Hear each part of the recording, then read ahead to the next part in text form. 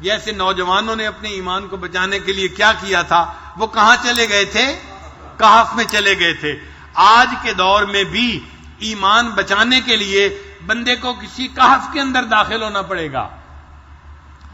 توجہ سے بات سنیے گا، آج کے زمانے میں 5 کہف ہیں۔ آج کے زمانے میں کتنے کہف ہیں؟ 5 کہف ہیں۔ اگر ان کہف میں بندہ داخل ہو جائے تو وہ زمانے کے یہ جو رواج کے رسم و رواج کے فتنے ہیں ان سے بچ سکتا ہے۔ ان میں سے پہلا کہف جو ہے وہ مدارس کا کہف ہے۔ پہلا کہف کون سا ہے؟ مدارس کا کہف۔ جو بچہ مدرسے میں آ جاتا ہے، آپ غور کریں گے، اس کا ایمان محفوظ ہو جاتا ہے، اس کے اعمال محفوظ ہو جاتے ہیں، اس کی آخرت محفوظ ہو جاتی ہے، اس کا دین محفوظ ہو جاتا ہے۔ دنیا کی یہ نئی نئی ترقی اس بندے کو نہیں لبھا سکتی، اس بندے کو شیطانی راستے پہ نہیں چلا سکتی۔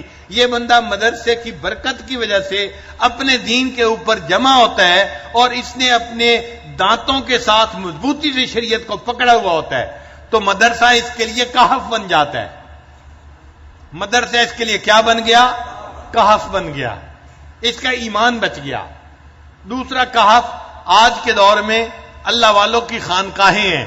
جو لوگ اللہ والوں کے ساتھ بیعت ہو جاتے ہیں، نسبت کو جوڑ لیتے ہیں، وہ بھی ایک کہف میں داخل ہو جاتے ہیں۔ ہم نے دیکھا ہے وہ دفتروں میں کام کرنے والے ہیں، فیکٹریوں میں کام کرنے والے ہیں، مگر ان کے اندر دینداری آ جاتی ہے، وہ رسم و رواج کی طرف نہیں جاتے، وہ زمانے کی جو ہے فتنے فساد کی طرف نہیں جاتے، بلکہ اللہ کی محبت کی طرف بڑھتے ہیں اور دین کی زندگی گزارتے ہیں۔ ان کا بھی ایمان محفوظ ہو جاتا ہے اللہ اللہ کرنے کی برکت کی وجہ سے۔ تو یہ اللہ والوں کی خانقاہیں بھی آج کے دور میں ایک کہف کی مانند ہیں۔ ایک تیسرا کہف آج کے دور میں دعوت و تبلیغ کا کام ہے، جس کو ہم تبلیغی جماعت کہتے ہیں۔ یہ بھی کہف کی مانند ہے۔ ہم نے دیکھا ہے جو نوجوان جماعت میں جانا شروع کر دیتا ہے، سروزہ لگا لیتا ہے، چلہ لگا لیتا ہے یا 3 چلے لگا لیتا ہے، وہ بھی دین کے اندر آ جاتا ہے، اس کی زندگی میں بھی دین آ جاتا ہے۔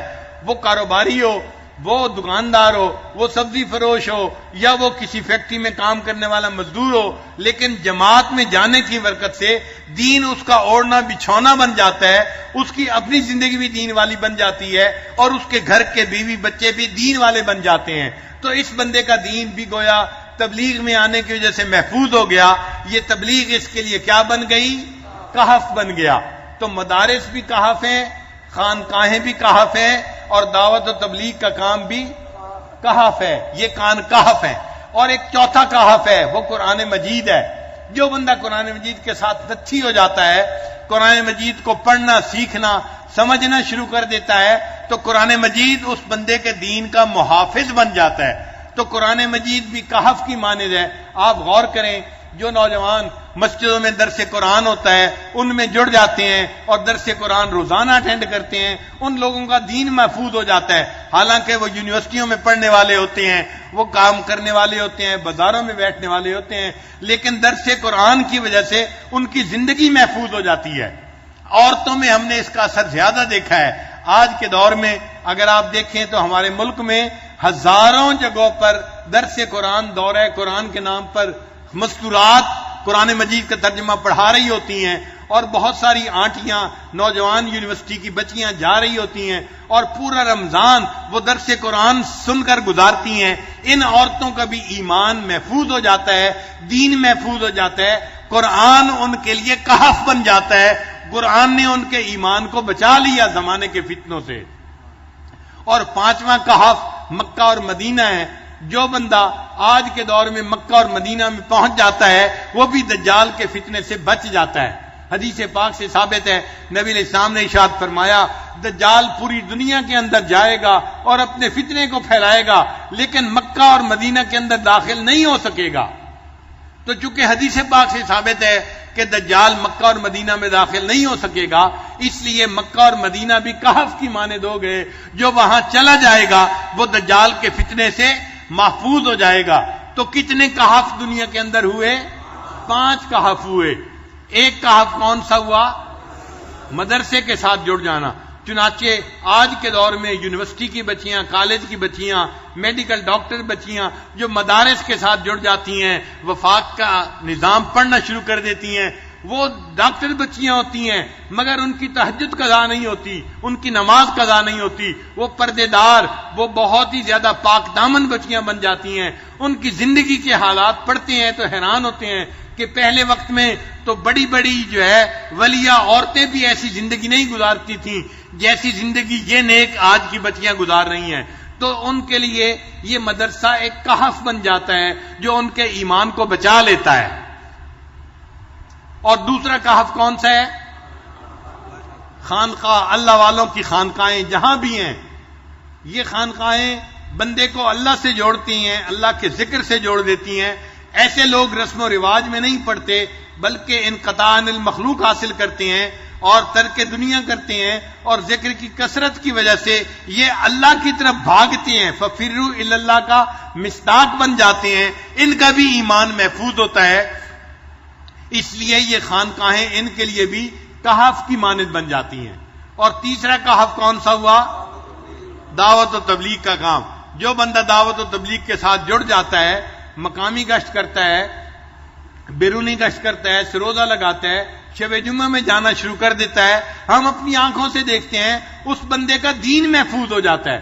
وہ بندہ دیکھنے میں دنیا دار بندہ ہوتا ہے، ایک سبزی فروش ہے یا مزدور ہے یا کام کرنے والا ہے، لیکن دین کی فکر اس کو لگ جاتی ہے. پوری دنیا میں دین آ جائے اس کے دل کا غم بن جاتا ہے. اس کا ایمان محفوظ ہو گیا، یہ دجالی فتنے سے بچ گیا. تو یہ دعوت و تبلیغ اس کے لیے کہف بن گئی. جیسے اصحاب کہف کا ایمان بچ گیا تھا، اللہ نے اس نوجوان کا ایمان اس دعوت و تبلیغ کی وجہ سے محفوظ فرما دیا. چوتھا کہف کون سا ہے؟ قرآن مجید ہے. جو بندہ دنیا کے جس ملک میں بھی ہو، اگر درس قرآن کے ساتھ جڑا ہوا ہے، اگر وہ قرآن مجید کا ترجمہ سیکھ رہا ہے، قرآن مجید کو سمجھ رہا ہے، قرآن مجید کی تعلیمات کے مطابق زندگی گزار رہا ہے، تو قرآن مجید کی برکت ایسی ہے، یہ قیمہ ہے. یہ کتاب انسان کو دین کے اوپر جما دیتی ہے. اس کی برکت سے اللہ اس کے دین کو محفوظ کر لیتے ہیں. لہذا قرآن مجید بھی بندے کے لیے ایک کہف بن جاتا ہے. اور پانچواں کہف کون سا ہے؟ مکہ اور مدینہ. یہ بھی اللہ نے ایسے شہر بنا دیے جو برکت والے شہر ہیں. پیارے حبیب صلی اللہ علیہ وسلم کی پیدائش مکہ مکرمہ میں ہوئی اور آپ صلی اللہ علیہ وسلم کی وفات اور آپ کا آرام مدینہ طیبہ میں ہوا. یہ دونوں شہر نبی علیہ السلام کے شہر ہیں اور یہ دونوں کہف ہیں. جو وہاں پہنچ جائے گا اللہ تعالیٰ دجال سے اس کی حفاظت فرمائیں گے اور اس بندے کا ایمان محفوظ ہو جائے گا. لہذا اب ہم اگر چاہتے ہیں کہ ہمارا ایمان محفوظ ہو تو ہمیں پہلا کام کیا کرنا پڑے گا؟ ہمیں کسی نہ کسی کہف کے ساتھ نتھی ہونا پڑے گا اپنے ایمان کو بچانے کے لیے. تو سورہ کہف کے جو 5 واقعات ہیں نا، ہر واقعے میں کوئی نہ کوئی سبق ہے. تو اصحاب کہف کے واقعے میں سبق کیا ہے کہ اے بندے، اگر تم اپنا ایمان بچانا چاہتے ہو زمانے کے جو ہے نا حالات سے، اور جو ہر طرف بے حیائی کا ماحول بڑھ رہا ہے اور کفر بے حیائی کو پھیلانے کے لیے کوششیں کر رہا ہے، تو تمہیں اپنے ایمان کو بچانے کے لیے کہف میں سے کسی نہ کسی کہف کے اندر جانا پڑے گا، تب تمہارا ایمان محفوظ ہو جائے گا. اور ایک اور بات سن لیجئے کہ میں نے ایک حدیث پاک میں یہ بات پڑھی، میں ابھی آج اس کا ریفرنس تلاش کر رہا تھا.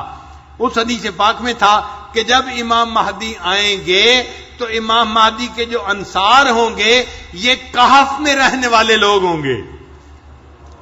امام مہدی کے جو انصار ہوں گے، انصار سے کیا مراد؟ ان کے جو مددگار ہوں گے. تو ان کے مددگار کون لوگ ہوں گے؟ جو اس وقت کے اصحاب کہف ہوں گے وہ ان کے مددگار ہوں گے. تو جو گویا اس وقت ان 5 کہف کے اندر رہنے والے لوگ ہوں گے نا، یہ اپنے وقت میں امام مہدی کے انصار بنیں گے، ان کے دوست بنیں گے، اور اللہ ان کے ایمانوں کی حفاظت فرمائیں گے اور دجال کے فتنے سے یہ لوگ محفوظ رہیں گے.